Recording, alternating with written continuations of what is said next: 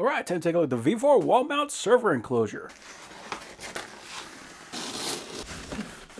Okay, we got our mounting bars. And these are actually graduated, so you can tell exactly where you're going to be mounting to, so you can kind of line that up and make sure that everything is perfectly straight. Nice thick cardboard on here too. Got our hardware. Oh wow, it actually came with big thick anchors in here too if you wanted to mount this in concrete. Latches, instructions. It says first we need the bottom. Looks like that is going to be this. So one thing I am glad to see is it actually looks like it's got a powder coated finish on it. Nice glass panel and the rear panel. So we'll start with the bottom, and we can see that we actually got a knockout. So if you're going to be putting wires up from the bottom, we can do that.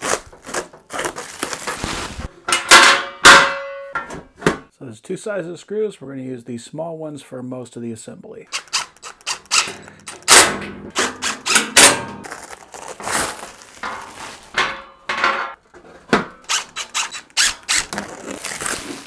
And this side's the top, you can tell because we got that grate on the top.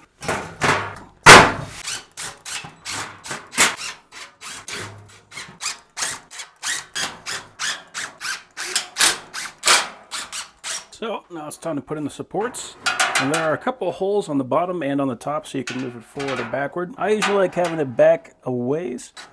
Now if I put on something with like Ethernet cables coming out the front, I got plenty of room for that. Nice and solid. And the depth of these rear bars is also adjustable. And it looks like it actually came with a platform. That's cool. So you don't need to use these, but if you got something that you want to just like lay on top of it, like a router or something like that, and that will work. I think this is going to be a little deeper. Yeah, so I'm going to have to move that back one back just one spot. Yep, that looks good. We got these little square nuts, so these are kind of cool, so we can just snap these things in. So I'll just find a height that I like, and those pop in. That is right at 70. And then this is where we're going to use the larger bolts. So it's always nice having options. So we got the floor, we got this shelf, and then we got all these spots where we can mount whatever kind of equipment that has front mounting on it. So now we can put the side panels back on, and this hole right here fits a lock, and it actually came with 3 locks. So we got 2 side locks and 1 front lock. I'm just going to spin the nut off the back. So we'll just throw the cylinder in. I'm doing it so the pins are facing up and then spin the nut onto the back. So we got 3 locks and we got 3 sets of keys, and it looks like they are keyed alike. So that's kind of cool. This actually comes with a total of 6 keys. So right now it should be in the locked position. So this way with it unlocked, you cannot pull the key out. You have to lock it, then you can pull the key out.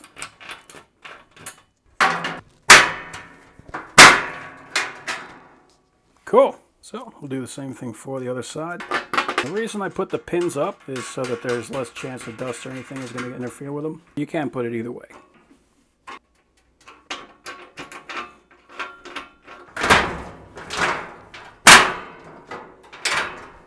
Cool. So now it is time for the front panel. So we got a spring pin on the top, we got a fixed pin on the bottom.